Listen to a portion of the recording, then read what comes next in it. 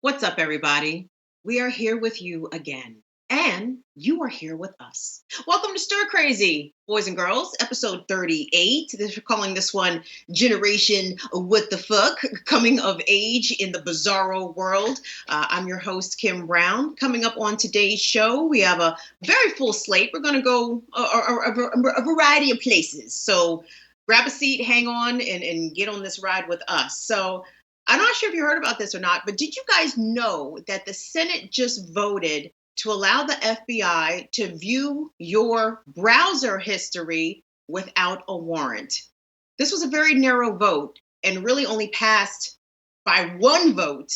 And you'll never believe who did not show up to cast a vote for this very, very important piece of legislation. And it's someone that most of us really like. You'll be surprised. Stick around. I'll let you know about that. Also coming up today, COVID-19 is jumping on the kids way, way harder than originally thought. And a teenager in Maryland has been the first child to die of COVID-19 here in this state. And it turns out that not only did she have COVID-19, but she had this very rare autoimmune reaction that is becoming at least more and more prevalent.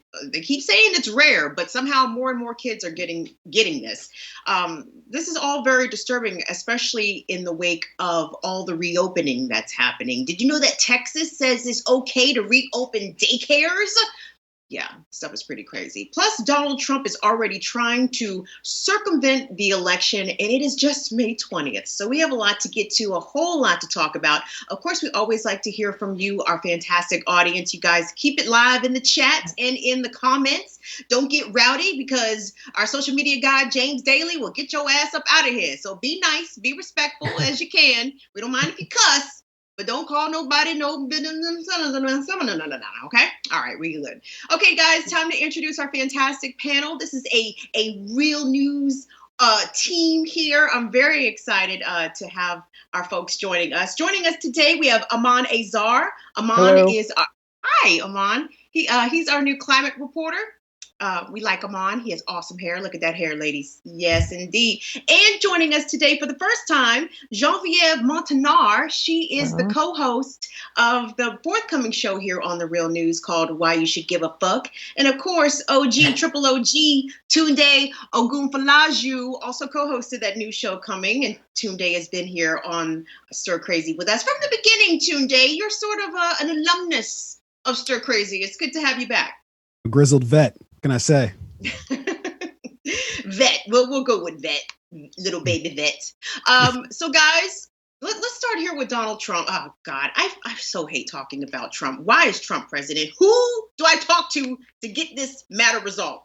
So Trump clearly does not understand or is being deliberately obtuse about how elections work, right? So we know that he is not only trying to dismantle the U.S. Postal Service, but he is calling into question the validity of mail-in ballots, of absentee voting.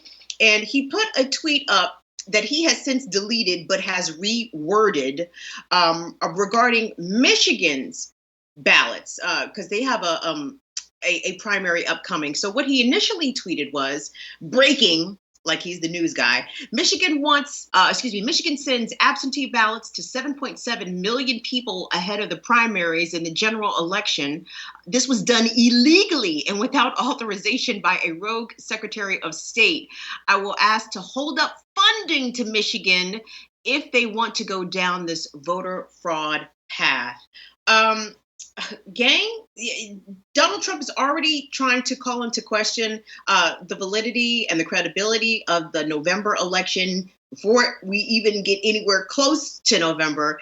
And that already tells me one thing, that he doesn't intend to leave office at all. Win, lose, or draw, Trump say he's going to be in there until 2024. We're just going to have to deal with it. But this is disturbing on a long list of disturbing things that Trump does. Today, I'm going to go ahead and start with you. The fact that Trump is threatening to withhold federal funding, not that I'm sure that he has the authority to do this, but even if he doesn't, he's sure as hell going to try to invalidate people's ability to vote basically from home. What's your take? Yeah. So, my big response to that is, what you thought he wasn't, like we wasn't going to try to invalidate the election before we even have it? Of course he is. That's because he's Trump. That's that Trump going Trump. That's if there's anything that we know is a truth of life, is that Trump is going to Trump. And so, yeah, and this whole thing's, if it wasn't so sad, it would be the most hilarious thing ever, because, and I like how you pointed out at the beginning that he used the words breaking news, as if like he's like a reporter. He's not the reporter, he's the president of the fucking United States of America. Why are you saying breaking news? Like, anyways, but beyond that, him putting this on Twitter was strange in a lot of ways, and there's a reason he had to take it down and then put it back up reworded, this tweet that he put out. It's because he basically was saying that, hey Michigan, if you don't want to play ball, we're going to go ahead and cut your funds. But the problem, even in his own logic, is that they didn't even send them the actual ballots, that they were sending applications for the ballots, which is, he's wrong just even at the beginning of his own premise. But then on top of that, are we even having conversations about if this is even legal or not, that he can even attempt to do this, that for very clearly political means, he's saying he's going to defund the state of Michigan because they're not essentially doing something that would benefit him politically, which is, in any other time period, this would be utterly insane. But for, it's just, another, what is it, Tuesday, Wednesday? It's another Wednesday in the Trump administration that he's essentially planning to defund an entire state because they're doing something that he doesn't like from a political angle. And yeah, so the whole scenario is crazy from beginning to end. And then also too, does this apply to progressives or God help us, Joe Biden, if he should get into office, that if he gets in office, can he then say, oh, what's that? Alabama or Mississippi. You don't want to vote for Medicare for all, and of course Biden wouldn't do that. But if we, in our dreamland, had a progressive president in the future, if he just said, okay, oh, you're not going to vote for that? That's cute. All right, we're going to defund your entire state. I wonder if we can use this as precedent for that. And so, yeah, this whole scenario is crazy from beginning to end. Aman, I wanted to ask you, because I know you've been covering, not just American politics, but politics around the world. And certainly we have seen elections be stolen. We've seen election be stolen right here in the United States. In 2000, we saw how the Bush folks took it from Al Gore, and Al Gore just gave it away in the end. But at the same time, this is something that I guess most Americans are not accustomed to seeing. We are not used to seeing this sort of, strong man use these sort of heavy-handed tactics to threaten federal funding from a state when a state is operating 100% within its legal parameters to operate elections as they see fit. What's your take on this? And does this remind you of anything, of any sort of elections in the past? Well, I can tell you, Kim, for a fact that one of the things which a lot of the world thinks about American democracy is that it works, and it works because of its systems and its institutions which kick into action. Well, sadly, that's really what is not happening right now, and that's frustrating. That's demoralizing, not only for this country but for a lot of democracy who are struggling precisely with issues like that. It sends a very negative kind of it just doesn't build into that solidarity network that many political parties, political left feels from around the world. And it apparently, like Tunde said, it's the brand of Trump politics. Maybe this is his way of draining the swamp, but it comes at the cost of institutional decay. How many inspector generals have been fired so far from the State Department, left, right, and center? So apparently, the president only is interested in self-preservation, in hanging on to power, and whatever happens in the process to the institutions of democracy that keeps it going is really not a concern for this administration. And the frustration really is at the same time that everybody is grappling with this pandemic situation. And otherwise, probably I would imagine that there would be many public litigation would be happening, or it should be happening, in terms of safeguarding the interest, the political and the national interest of this country. And I think it's just a one big mess. And I really don't see at this point in time, beyond that we're actually taking on this issue and thrashing it out, that people are actually, or the citizens are taking their destinies in their hand, kind of going out and kind of banging the door in terms of their being electorate, and how their powers are being muscled up right in their face.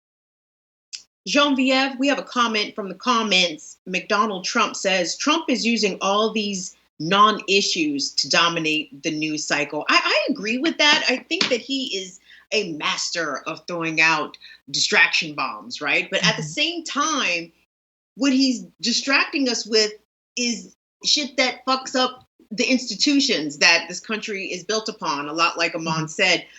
Are you concerned about what this election will look like in November? Is it likely, in your opinion, that it could be stolen? Oh, of course. Yeah, for sure. Yeah, these distractions that he's throwing out, the media goes and they end up chasing it and kind of forgetting what the main focus should actually be. Yeah, that is a big concern for me.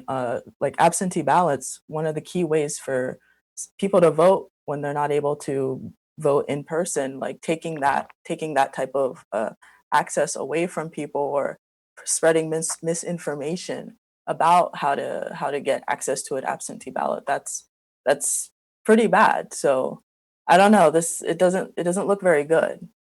Hey, I want to put up the tweet from Chris Murphy. Is that his name? He's a senator, I think, from Connecticut. Because this is what the Democrat response is. It's just a whole bunch of, we need everybody to get out there and vote.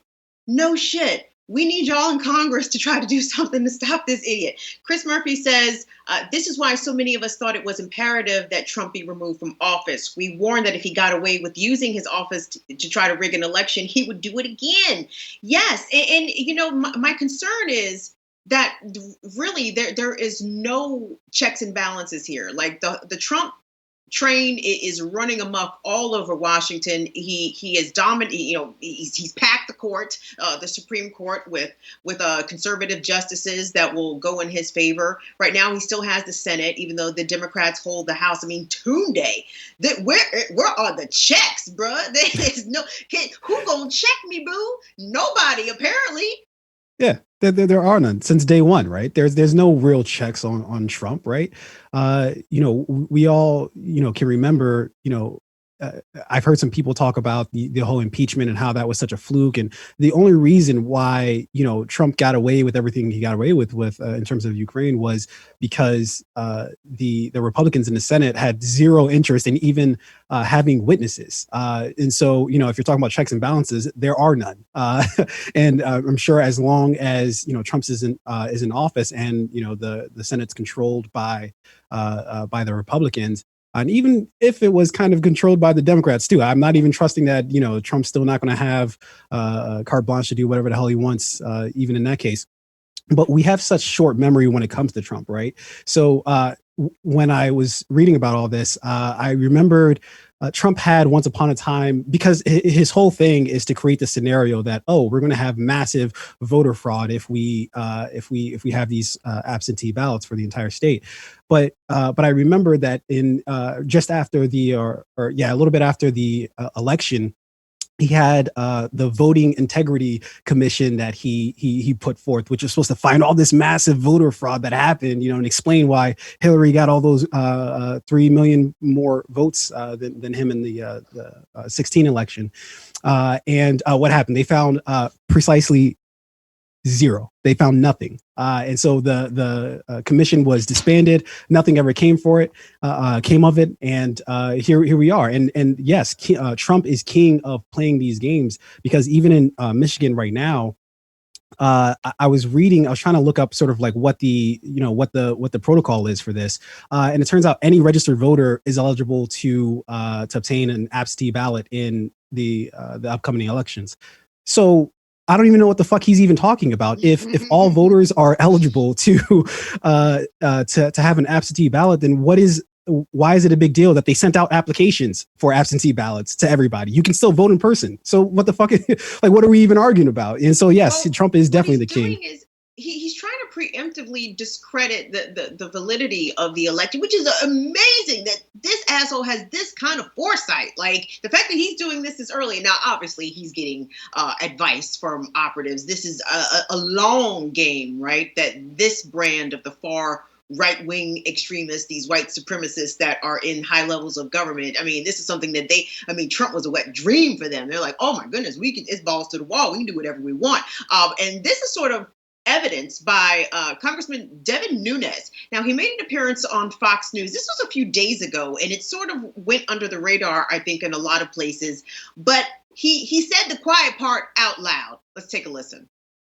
But now, even though we don't like it, we don't want to, but we are forced to have to ballot harvest because it's the only way to win. So as long as we have a robust ballot harvesting operation come November, and I hate saying that because it's illegal in 49 states, I think Mike Garcia is in a good shape to hold on to that seat because it's traditionally a Republican seat. All right, what an ballot harvesting, gang. It's the practice of allowing political operatives and others to collect voters' ballots and turn them in at a later time. It's also called vote harvesting. Devin Nunes is letting all of us know what the Republican intention is, and they intend to cheat they ass off. Genevieve, I like what I do like about the age of Trump is that there's no pretense, baby. The veil is off, mask off. You know what I mean? Yeah. And when you hear this, what can be done in your opinion? Like, we can't necessarily rely on Democrats to make an effective pushback against these sort of tactics. I don't know why. Democrats, they've been in this game same time as the Republicans. They should be able to come up with something, but clearly it's going to be on the people. It's going to be on us to try to make sure that our votes are actually counted and counted properly. For sure. And I think that's the worrying part, because you have these Republicans pushing these type of measures to basically prevent people from voting. And the people don't really see it. They think like there's massive voter fraud happening in the country. You see it all the time on the right. People always talking about, like, we don't want people not to be voting who shouldn't be voting. They think like this is a massive issue. So I think the first step is to kind of make people understand like voting fraud is not a massive issue. I think it's something like less than 1%. I don't have the exact statistic, but voter fraud is a very minor issue. And once people can understand that, then they can go ahead and start tackling on protecting their rights as a voter. Yeah. Genevieve, I wanted to stay with you because, I'm not trying to put you on blast, but you're the youngest panelist that we have. You're in your early 20s. And I'm curious, what is the reaction from people I don't even know what generation are you in. What are you a Zer? Are you young millennial? What do you, so yeah. What is your portion of the millennial take, from your friends, family, people who may be in the same age range as you? What are they thinking about this? Well, a lot of them, they almost feel like they don't even want to vote. They don't even want to bother with dealing with the whole situation. Like I know, for example, in the case of like absentee ballots, a lot of people don't even know what type of steps they're supposed to take to get one. And now that they're making it a lot more difficult, they're going to be disincentivized to even vote to begin with. So yeah, it's kind of scary. The ones who are very politically active, they're going to be the ones who are like, yeah, I'm going to do whatever it takes to vote. But what I worry about people who usually don't participate in politics, who maybe they want to participate in the voting process this coming election, this very important presidential election upcoming. I worry that they're just going to be disincentivized and say, I'm not going to even bother with this. Like, what's the point? Tunde, I know you wanted to get back in here. What you got to say? Yeah. So when I first read this, I was actually confused because I didn't know what the fuck was it voting harvest or what is it? Yeah, ballot harvest. Vote harvesting, ballot harvesting. It sounded like something that was dark. Maybe you take a voter and plant them in the ground or something and wait for the fall. I don't know. But what I actually was reminded of after I actually Googled it and looked it up to see what it was, I was reminded that I actually read about a story about this back in, I think it was 2017 or 18. It was Mark Harris, I believe, from North Carolina, who he essentially got busted for doing this exact thing of having people go. I guess he had a consultant go and with his firm and have people collect ballots and things like that, and then they did a whole lot of fuck shit with the actual ballots themselves. They either opened it up and did some things with it, or just didn't deliver them at all, or they just did a whole lot of crazy things with it. And so clearly, Devin Nunes is on Fox News like, well, fuck it, like, yes, we're gonna this is our motto, this is our operation, this is exactly what we're going to do. And how different how at all different is this than something like redlining or things like that, or essentially a way to sort of take the power out of the voters' hands, and the Republicans wear it on their sleeves that, yes, we're proud that we do this, we do this on purpose, and I don't know, because I never really I'll be honest, I never really paid attention to politics, before the 16 election. So it's actually, I would defer to those who know better, like Kim, like yourself, to let me know, is this what the world was like back in, in terms of like just people just getting on national TV and be like, fuck it, we're just going to say it. Like, it doesn't matter, because I'm stunned, that he would say that on Fox News. Everybody heard him. It's not like, it's not like he said it in his basement as they're cooking up this plan. He said it on national TV as if it's like, yeah, no, duh, that's exactly what we're going to do. And so it's stunning. Tunde, I like how you asked me, Grandma, what was life like before cable? When you had the antenna on your roof, what was that like? Aman, what's funny to me, Tunde points out a very good observation there. Yeah, no, this to me is a different, it's a whole new world that we're in. And yes, Devin Nunes basically got on television and say, yep, looks like we're going to have to steal these votes. We got to do what we got to do. Kim, this is symptomatic, like I said, of an institution. It's a wider decay. I mean, within our system of politics, isn't like legislator supposed to check the executive, or the judicial services supposed to be a check on executive as well as the legislature in the interest of the citizens? What the hell is going on? Like, people are, that's a problem. Not only that there's no pretense anymore, but they can get away with it. So something is fundamentally wrong. And part of that is that when the independent critical thinking is outsourced to corporate media, this is what happens. People can just relax in their beds and just think about it. Okay, well, there's a lovely debate going on TV, and we can just be a bystander and let these guys figure it out. No, I mean, when did Congress deliver last time, really, in the interest of the people? Like, I think a lot of us got what, $1,200, and that's it. That was the end of that.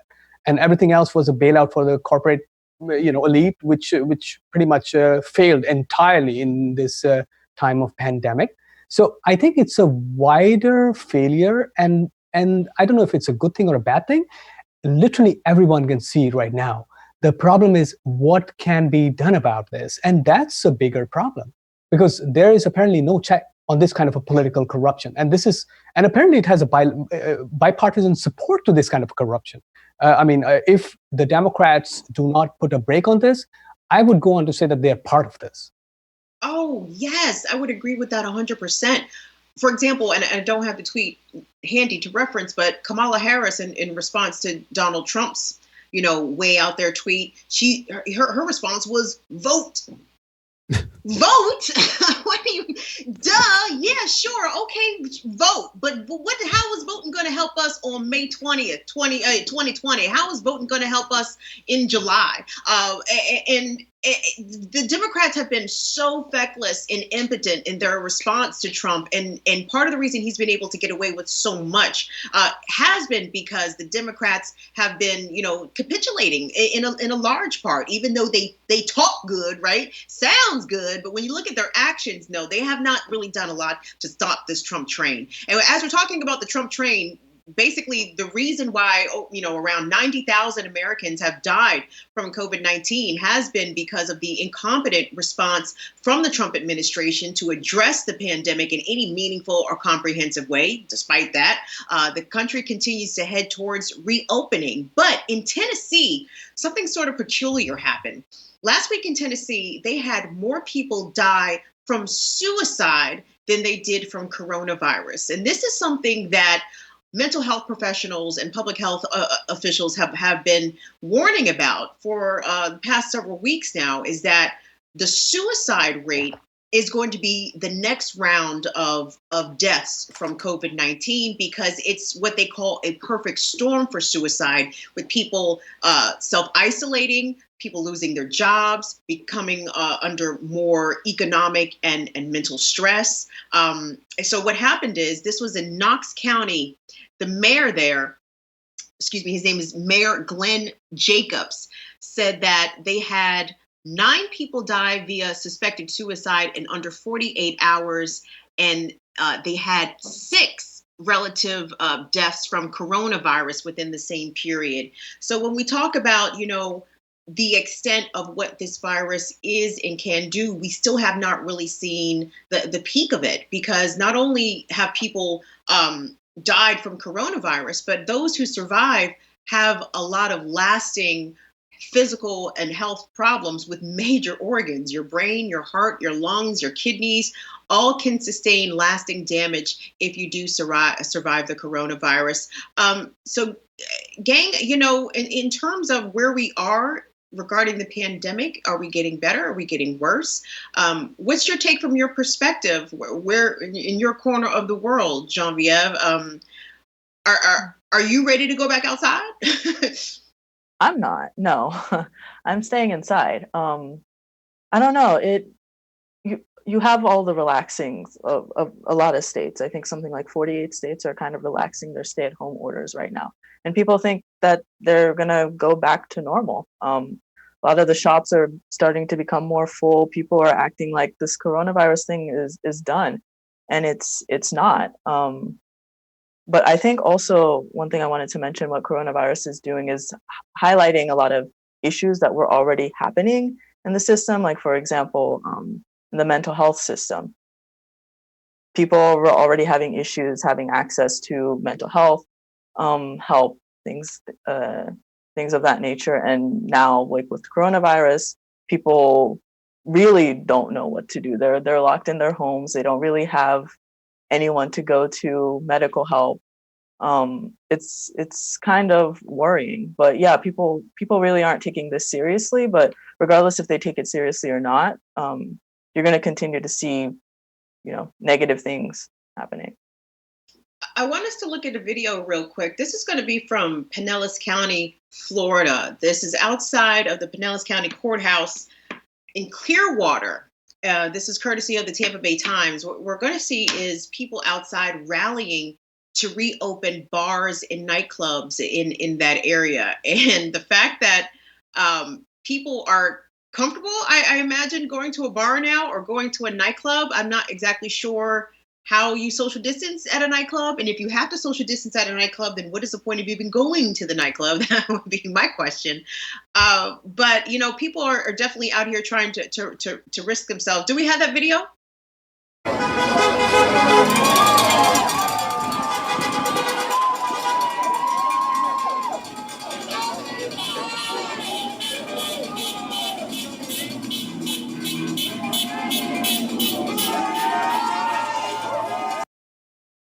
Yeah. What do y'all think about that? Aman, you can go ahead first. I think, Kim, there are wider issues at play here, really, and a holistic picture, I think, would help in terms of articulation. First of all, up until today, it's been over 3 months since the pandemic has been, ravaging the world. Is there a national articulation, a plan in motion, other than the president saying that he's been taking malaria drug? He's curing himself with malaria drug. That's what he's actually saying. And this is pandemic about COVID-19. That's something else. So and what I'm trying to say is that there is literally no national coherent response to this other than just don't go out. And that's problematic because people are losing wages. Now we know, and we've already known how many people in this country and the rest of the world kind of literally survive on a day-to-day basis, on a paycheck-to-paycheck basis. When you cannot see what's going to happen tomorrow, frustration steps in, and that turns into traumatic situations like suicides, what we were talking about. And this is, Kim, this is a tragedy. It's a big global event. That trauma is still setting in. This is going to happen and this will come back. And now in this global age, when we're kind of connected on the speed of light with Twitter and everything and all the feeds coming in, we feel pain a lot more of something happening on other part of the world or another part of the country. So this affects all of us. And that exactly is something which is not being factored into any national strategies on how to deal it. This is not just an event, it's also a trauma. This is the big thing. And that's why the failure is even massive. And it goes to the credit of this administration. I hope they're listening and they could do something, but you know what the chances are for them to do something better about it. We got some comments from the comments. You guys are excellent in the comments. 206 War Eagle. I like this lady. She speaks softly but with strength. Talking about you, Genevieve Montinar. Thank you. And who else do we have here? McDonald Trump says, for someone who loves the Constitution, Trump sure loves to crap on it. Facts 100. 206 War Eagle, friend of the show. Pelosi, with her preppy sweater and cackling about ice cream in the faces of our nation's hungry youth. Yeah, Pelosi. Oh Lord, we got to move along because some of the, you know what? Because I feel like I'm complaining about the same stuff all the time. I'm talking about the ineptitude of the Democrats. I'm talking about how they've chosen probably the worst candidate they could to oppose Donald Trump, and I feel like we are in the middle of a slow moving car crash, and we all are seeing what's coming. That light pole is coming at us real quick, and no one's grabbing the steering wheel to yank us, off course. And I feel like we are almost powerless to do anything about it because the state is consolidating power, corporations are consolidating resources, and people are being left out to dry in a variety of ways. And Aman, you are so correct that there is no cohesive federal response to this pandemic, and everyone is kind of like, well, fuck it, go for self. You're on your own out here, people. Don't look to the government to test or to vaccinate or do any of those things, or to even be concerned about your well-being or your child's well-being as they're trying to reopen schools. I wanted to go, well, first of all, they are reopening daycares in Texas. Let that sink in. Second of all, the first child to die from coronavirus in the state of Maryland happened this week. And it's such a tragic story. This child was 15 years old. She's not a little kid. She was a teenager. And if you think for a second that young people are not susceptible to dying from coronavirus, you are 100% wrong. Let's take a look at the story about her. 15-year-old Ariana Dyson was full of life, loved by many, and her mom says a sweet soul. She just was too good for this world. She was too good for this world. Saturday, Dyson became the youngest person to die from coronavirus in Maryland. The health department says she had multi-system inflammatory syndrome. It's a syndrome that's showing up in kids sometimes weeks after they get coronavirus. For the post-COVID version, it seems to have more broad effects on the whole heart. So the function of the heart isn't working as well. And it's not just the blood vessels, the whole heart. And that's what can cause children to be really, really seriously ill or die. Dr. Scott Krugman, a pediatrician with LifeBridge Health, says many patients don't know they've even had COVID-19 because many children are asymptomatic.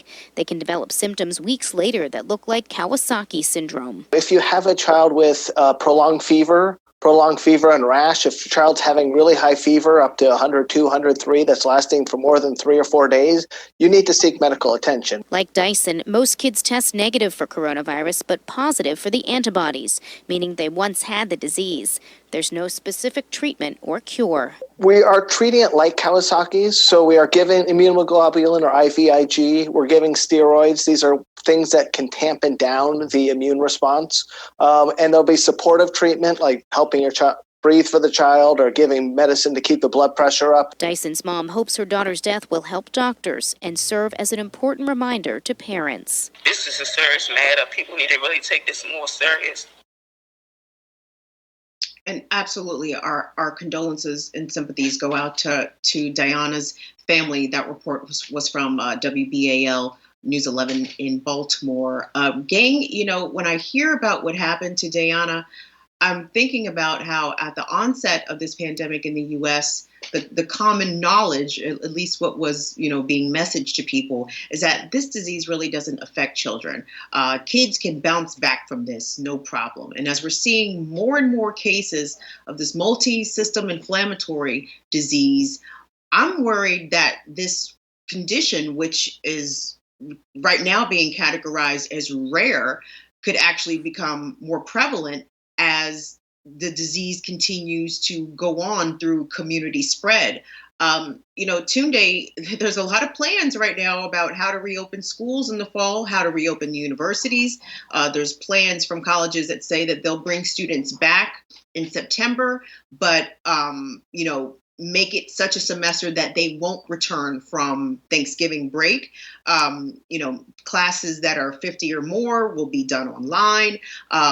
And for regular public schools, social distancing within classrooms, eating lunch in the classroom, not in the cafeteria, daily temperature checks, teachers and staff wearing masks. I don't even know with all of these precautions if this is even going to be enough, considering that we are still learning about all the different mutations and functions of COVID-19.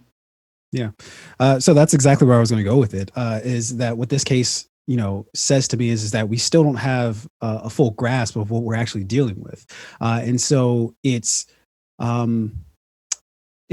troubling to think that we're going to just reopen everything up, thinking that, oh, hey, everything's okay, when you have situations like this, where, people may get it, or kids even may get it, teenagers may get it, not even know they have it until they have some sort of underlying condition that's exposed because of it. And that's frightening, to say the very least. And so, what all this sort of begs to me, as we saw, the story before this one, the people sort of lined up, sort of cheering the fact that everything's sort of reopening again. We have people clamoring for everything to reopen, and the thought behind that is understandable, correct? Like that essentially everybody wants to go back to work. Everybody wants to hopefully things to get back to some semblance of normalcy, but we're so far beyond that, right? And then also, if we don't reopen with the correct protocols in place, like Kim, you just listed off a bunch of things that they're going to do for the coming school year. But, especially, with us here in Baltimore, there's so many things that the school system, isn't able to do correctly right now. And that's prior to coronavirus. So, imagine that world of trying to get everybody on the same page of following the correct protocols and guidelines. And having a system that works correctly together. You have all those people that we saw in that clip, with the people waiting for or cheering everything to reopen. I only saw a few masks. I didn't see too many masks. Everybody was standing pretty closely together, right? So that's the problem that's created. Is that, okay, I understand you want to open everything back up, but if you're going to do that, at least do that. Like, there's no doubt that we actually could probably open everything back up. But the problem is that people aren't going to follow guidelines and protocols. That's why you have shelter in place, because we couldn't, they couldn't leave us to our own devices to be able to sort of police ourselves as far as that goes. So they just said, everybody stay in your houses, and so, yeah, it's concerning and it's troubling. My heart goes out to the people who, we just, talked about the story about suicides being up. My heart goes out to the people who are suffering from mental health, because this time is clearly a troubling one and a frustrating one, and a extremely difficult one to get through. I don't think the government's really doing us any favors by the mixed messages, the unclear guidelines, and really the rush to reopen things, because we might be facing another round of this when we haven't even gotten over the first one. And Kim, if I may, Yeah, I think I'll just add on to that, which is that I think we're also, in a way, missing the point, which is that what we've learned is that if this is a pandemic, there's so much of an uncertainty about how the transmission happens. Also, that just just distancing even people. What I'm trying to say is that if you look at the prisons, the detention camps, or the immigrant lines, they are still there. There are congregations.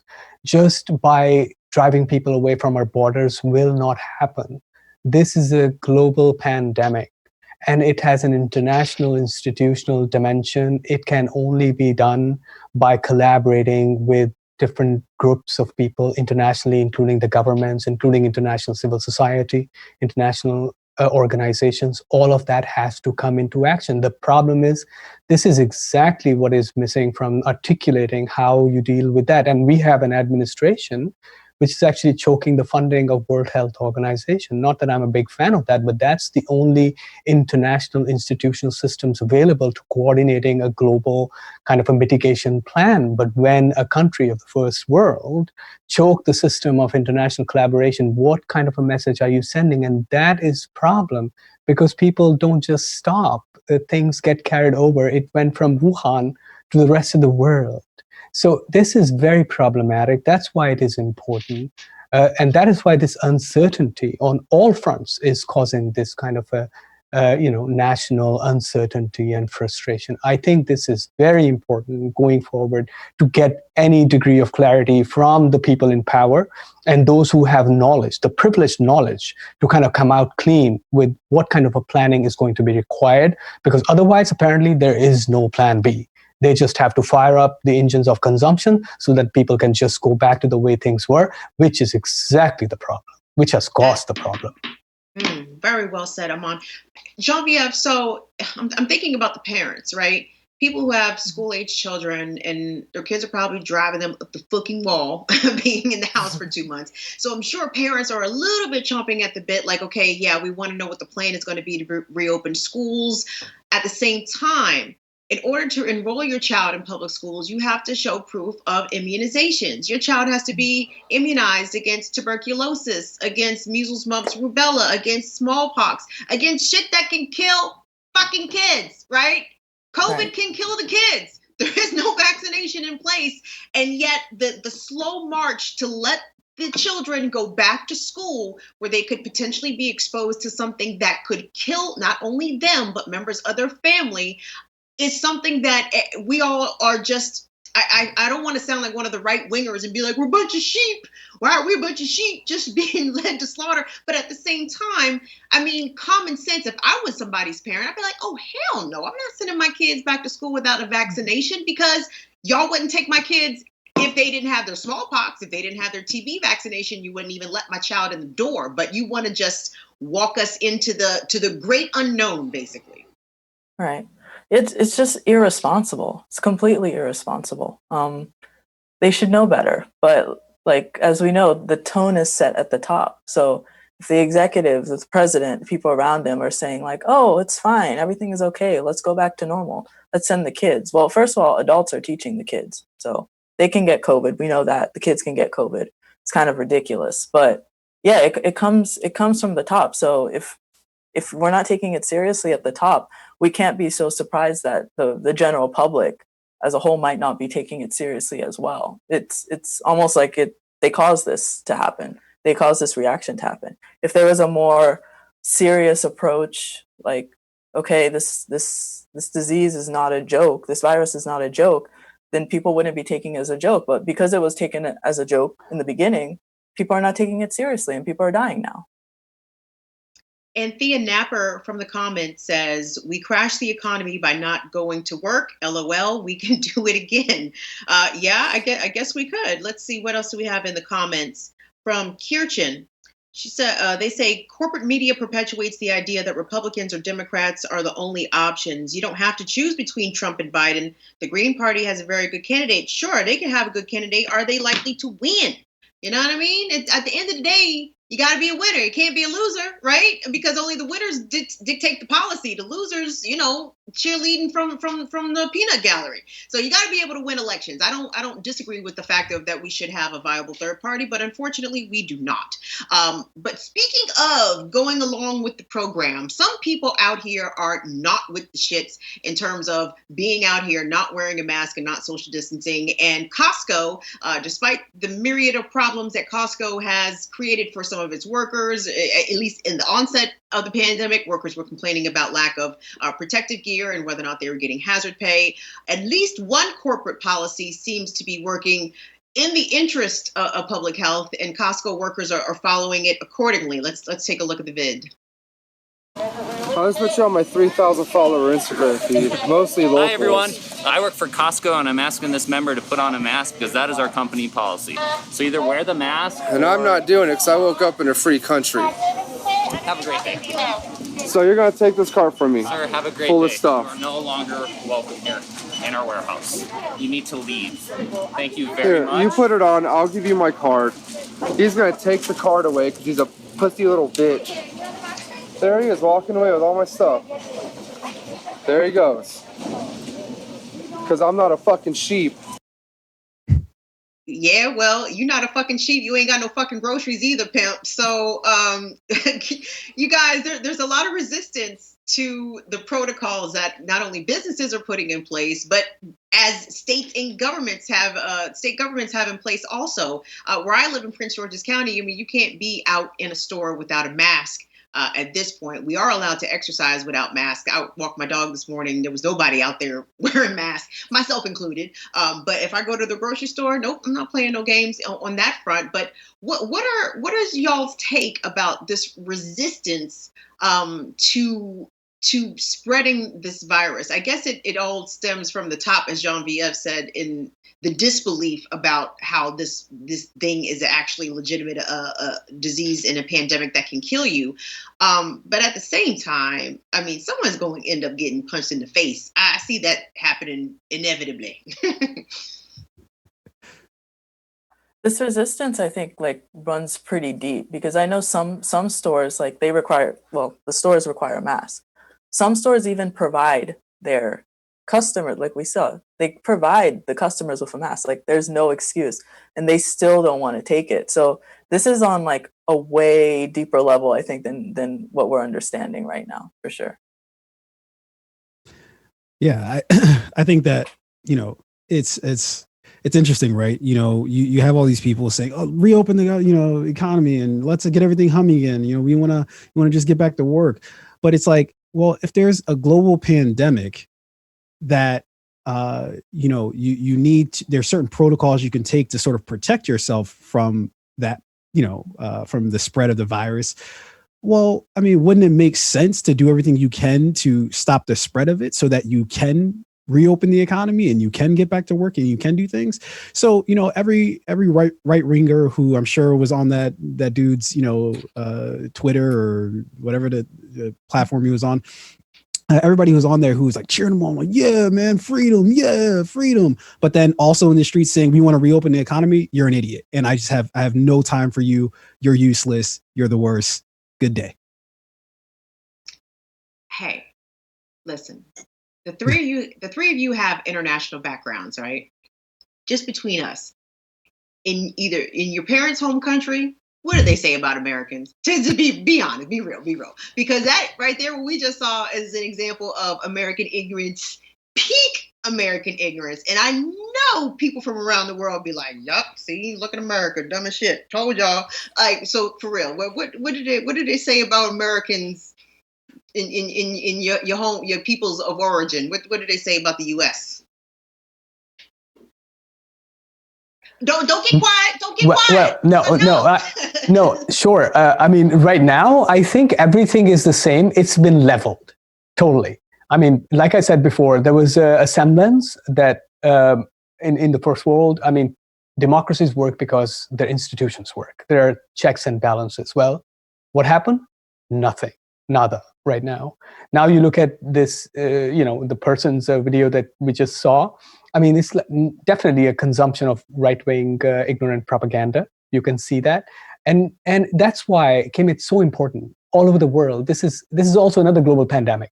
when you outsource your own independent, individual, critical faculties to the media or an organized religion or something else for that matter. What you do is you invite others to tell you what the right way of treating, your wherever you are, whether you come in touch with people or with the nature or anything, like how do you conduct yourself.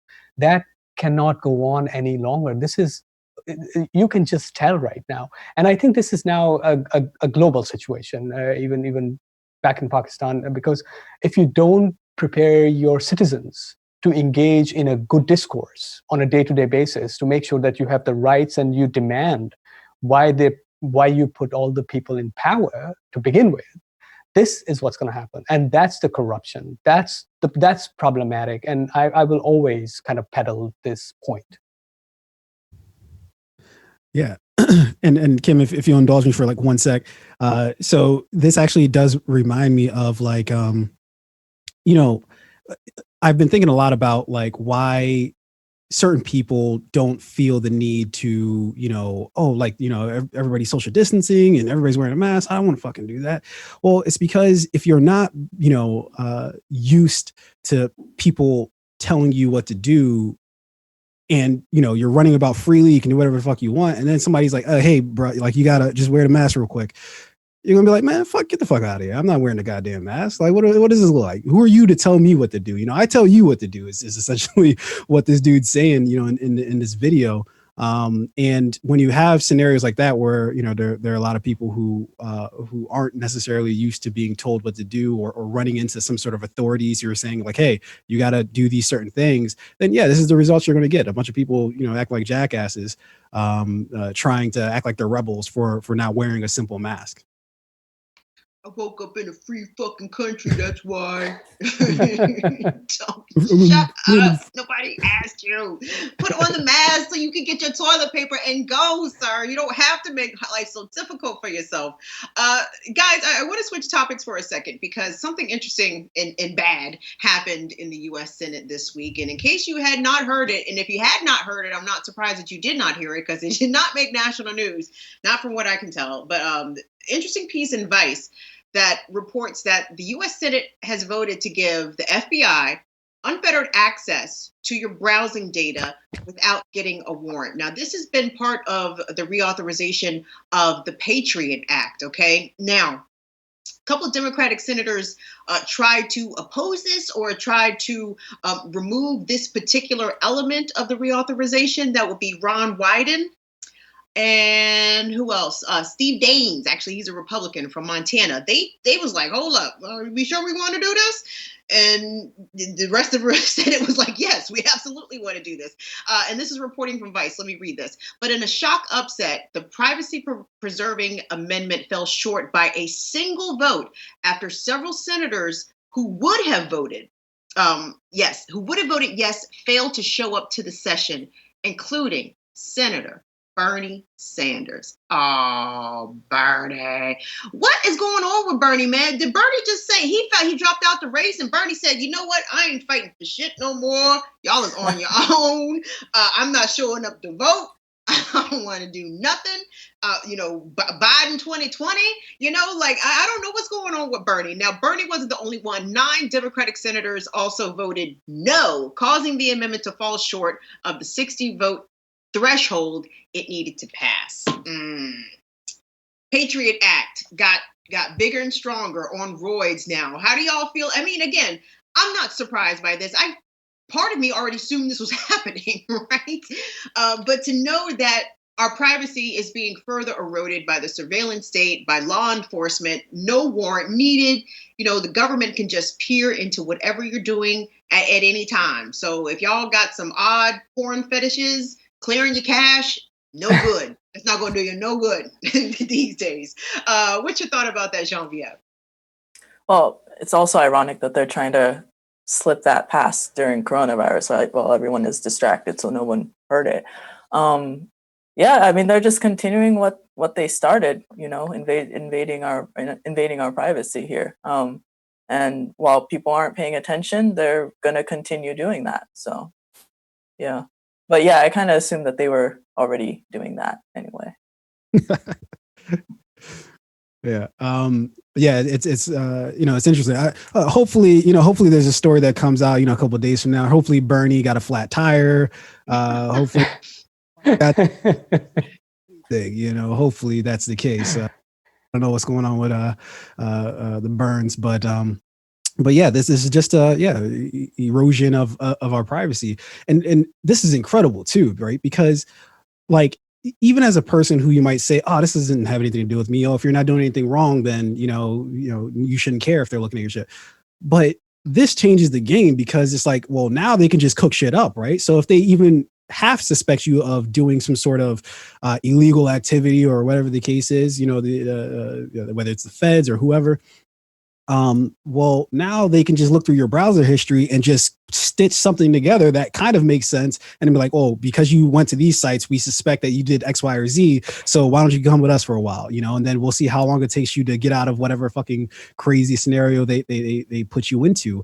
And so this is just utter insanity. And of course they try to do this, in the dark of night, while everybody's at home. And just like you said, Genevieve, it's ironic because everybody's at home searching for shit. So all the crazy, wild ass shit that you're searching for right now, just know that some fed's gonna come to your door one day saying, "Hey, we saw that nasty shit. Come with us." So it's all gonna come out, all of it. Oh my gosh. It's just unfortunate. It's an usurpation of power. It's a highway robbery actually, and that's what I said. I think it's loud and clear when it comes to supposedly the national security issues. There's a bipartisan support. There is. I'm not going to accept any exception that somebody just didn't show up. That's a bipartisan support. That means that anything, and I have no idea what kind of classified briefings all the people got that kind of warranted this, because there's always so much going on in the background. But for this to be voted in, it's a major, major thing. And the fact that both parties gave their votes to something like that, that's just amazing.